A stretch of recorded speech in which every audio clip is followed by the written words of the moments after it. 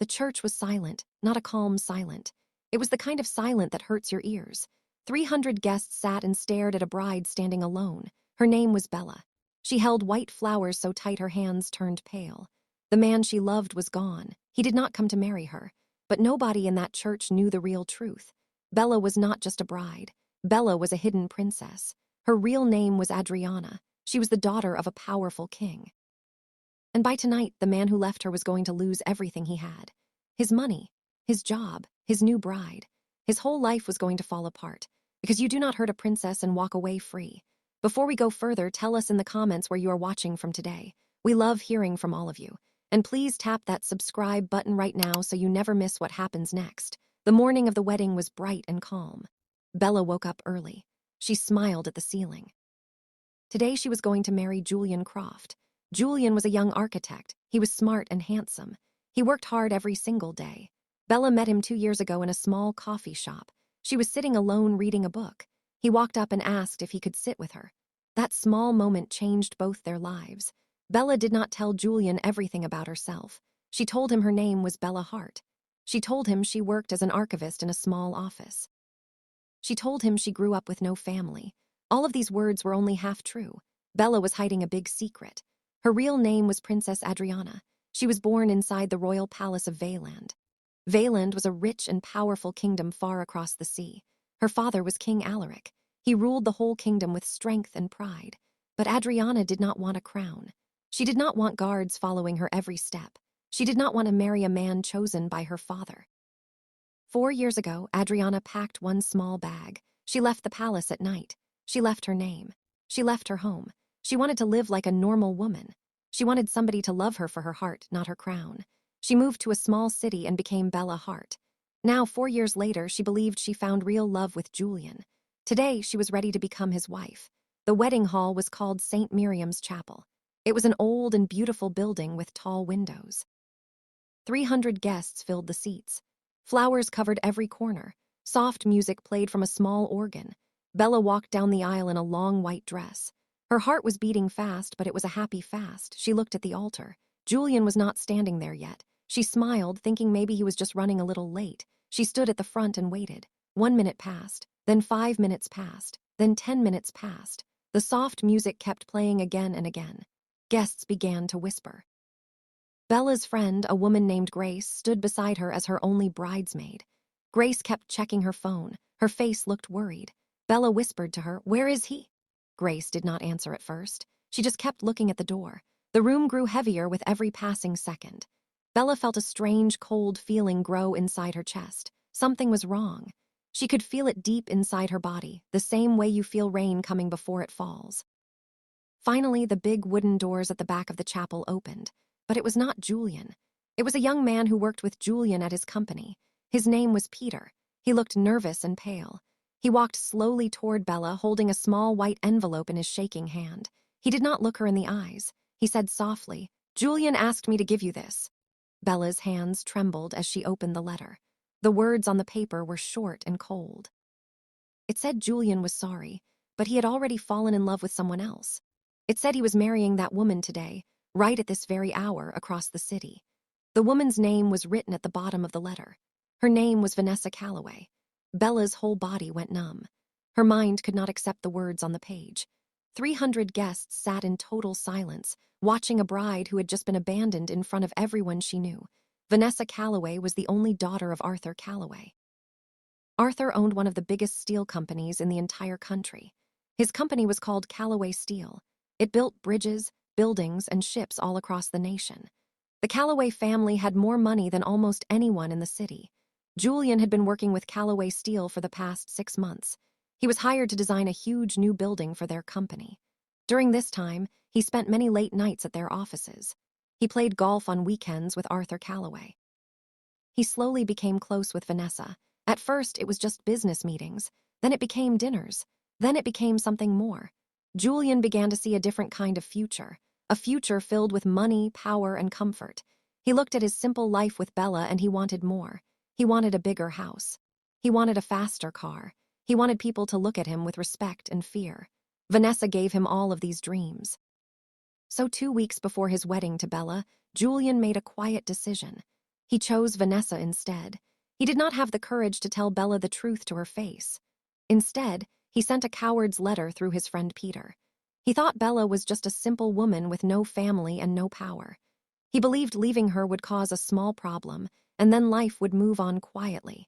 He had no idea who she truly was. He had no idea that the woman he humiliated in front of 300 people was the daughter of a king. At that very same hour, across the city, Julian stood at a much bigger and richer wedding. Vanessa wore a sparkling dress covered in diamonds. Guards in fancy uniforms stood outside the building. Rich businessmen and important people filled the seats.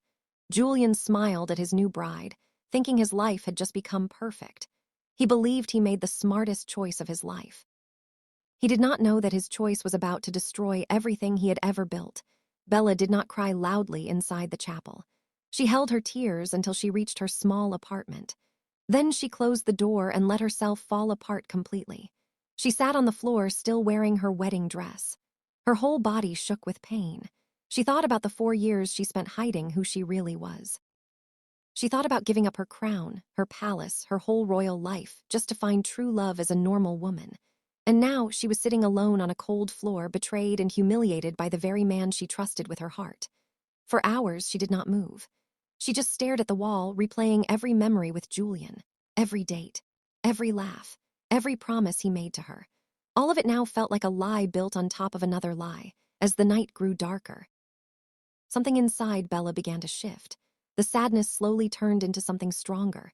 It turned into a quiet, powerful anger. She stood up from the floor. She looked at herself in the mirror, still wearing her torn wedding dress with mascara running down her cheeks. But her eyes were different now. They were sharp. They were clear. She whispered to her own reflection, "I am done hiding." That night, Bella made a decision that would change everything. She was not going to hide as Bella Hart anymore. Tomorrow morning, the world was going to learn who she truly was. Tomorrow morning, Julian Croft was going to learn the true price of his betrayal. Far across the ocean, inside the tall stone walls of the Valen Palace, King Alaric sat in his private study. He was a strong man with gray hair and sharp eyes. For 4 long years, he searched quietly for his missing daughter. He never stopped loving her, even after she ran away from the palace. He respected her wish for freedom, but he always kept a small group of loyal guards watching over her from a distance, making sure she stayed safe without her knowledge.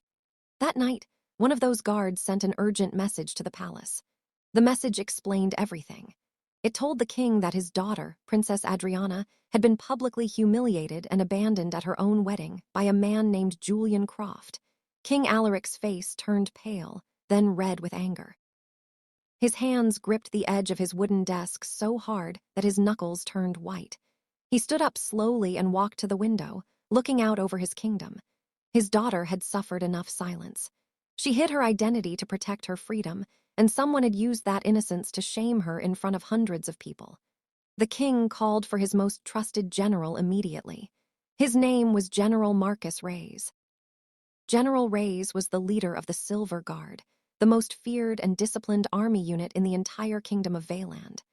The king looked at his general with fire in his eyes and said one simple sentence: "Bring my daughter home, and bring justice with her." General Reyes bowed his head and immediately began preparing his soldiers for a long journey across the sea. The next morning, Julian and Vanessa hosted a massive wedding reception at the Calloway family estate. The estate had wide green gardens, sparkling fountains, and a grand stone patio overlooking the entire city. Hundreds of important guests arrived in shiny black cars. Waiters walked around carrying trays of expensive champagne and small delicious foods. Vanessa wore a stunning gown covered in golden thread, and she smiled proudly at every guest who congratulated her. Julian stood beside her, feeling like the luckiest man alive. He believed his old life, and the woman he left behind was already forgotten and far away. He raised his glass and made a toast, thanking everyone for celebrating his new beginning. He had no idea that his new beginning was about to end before the sun went down. Suddenly, a loud sound filled the sky above the estate. It was the deep, powerful sound of large helicopters approaching fast. The guests looked up, confused and afraid. The helicopters landed hard on the green grass of the garden, blowing flower petals and napkins into the air. Before the engines even stopped spinning, the doors slid open. Dozens of soldiers dressed in dark uniforms marched out in perfect formation. These were not local police officers. These were members of the Silver Guard, the Royal Army of Veyland. They spread out quickly around the entire patio, forming a tight circle around the shocked guests. Panic spread through the crowd like fire. Rich businessmen ducked behind tables. Some guests screamed and ran toward the house. Julian stood frozen in place, his heart pounding hard in his chest, completely unable to understand what was happening. From the center of the helicopter, a tall woman stepped down slowly onto the grass. She wore a long, dark blue coat with gold designs sewn across the fabric. On her chest shined a beautiful diamond pin shaped like a star. 4 large royal guards walked beside her, matching her every step with perfect discipline. Her hair was pulled back neatly, and her face held no fear at all. Only calm, quiet power. Julian's champagne glass slipped from his fingers and shattered loudly on the stone patio. He knew that face. It was the same face he left crying at the altar just 1 day before. But she looked completely different now. She did not look small or heartbroken. She looked like a queen. General Reyes stepped forward and spoke in a firm, loud voice so every guest could hear clearly. "This is Her Royal Highness, Princess Adriana of Veyland, daughter of King Alaric." Gasps spread through the crowd. Cameras from nearby photographers began flashing rapidly. Vanessa's smile disappeared completely from her face, replaced by pure shock and confusion. Arthur Calloway's face turned white as paper. Princess Adriana walked slowly across the patio, her heels clicking sharply against the stone with every step. She stopped just a few feet away from Julian, staring directly into his frightened eyes. The silence around them was so deep that everyone could hear her clearly when she finally spoke. "You once told me we lived in different worlds, Julian. You were right. I only shrank myself small so that you could feel bigger." Julian tried to speak, but no words came out of his mouth. His whole body trembled with fear. Arthur Calloway stepped forward, trying to calm the situation, saying this must all be some kind of mistake. General Reyes turned to him with a cold, steady voice. "Mr. Calloway, you're currently hosting an enemy of the Crown of Veyland. By royal order of King Alaric, we have full legal authority to secure this location." Arthur's confidence crumbled instantly. He begged for understanding, saying his family had no idea Julian had any connection to royalty. Princess Adriana raised her hand gently, and the whole garden fell silent again. She turned her eyes toward Vanessa, who stood frozen in her golden wedding gown. "Miss Calloway," the princess said calmly, "as of 8 o'clock this morning, the Royal Treasury of Veyland has completed a full financial takeover of Calloway Steel. Your family's major shareholders sold their shares directly to the Crown at double the normal price. Nobody could resist such a generous offer." Arthur's mouth opened in horror. His entire business empire, built across 40 years, now belonged to the Kingdom of Veyland within a single morning. Vanessa turned toward Julian with pure rage burning in her eyes. She screamed at him, accusing him of lying about who he truly loved, accusing him of only marrying her for money he thought she had. She called him a fraud and a fool in front of everyone watching. The guests, who once smiled and celebrated, now whispered and recorded everything on their phones. Within 1 single hour, Julian's perfect new life had completely collapsed into ashes. Later that same evening, Julian sat alone inside a small, dirty motel room. His phone rang, and it was his boss from the architecture firm. His boss spoke in a cold, sharp voice, saying important clients were pulling their contracts because they were terrified of being connected to the man who humiliated a real princess. His boss told him he was fired immediately and should never come back to the office again. The call ended abruptly, leaving Julian alone in complete silence. He had no job. He had no wife. He had no money. Everything he tried to build through lies and shortcuts had disappeared within a single day. Vanessa, filled with anger and embarrassment, packed her bags and left the house that same night, refusing to even look at him again. Julian sat on the edge of a stained mattress, staring blankly at the wall. He thought about Bella, the kind woman who loved him honestly, the woman he threw away for money that never truly belonged to him. He realized, far too late, that real love and true loyalty were worth more than any fortune in the entire world. Outside his window, rain poured down heavily, matching the darkness now filling his heart completely. Princess Adriana returned to the royal palace of Veyland that same week. Her father, King Alaric, welcomed her home with open arms and tears of joy in his eyes. He told her he was proud of her courage, both the courage to leave 4 years ago and the courage to return and stand tall today. Adriana walked slowly through the palace halls she once knew as a child, feeling both familiar comfort and new strength inside her chest. She realized something important during her painful journey. She did not need to hide her crown to find real love. She needed someone strong enough to stand beside her crown, not run away from it. Months later, the princess met a kind and humble man named Theodore, a doctor who worked helping poor families in small villages across the kingdom. He did not care about her title or her fortune. He admired her strength, her intelligence, and her gentle heart. Slowly, carefully, they built a relationship based on total honesty, something Adriana never truly had before.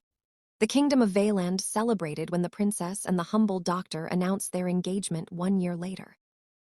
The whole nation watched a woman who once cried alone at a broken wedding now smile brightly beside a man who truly deserved her heart.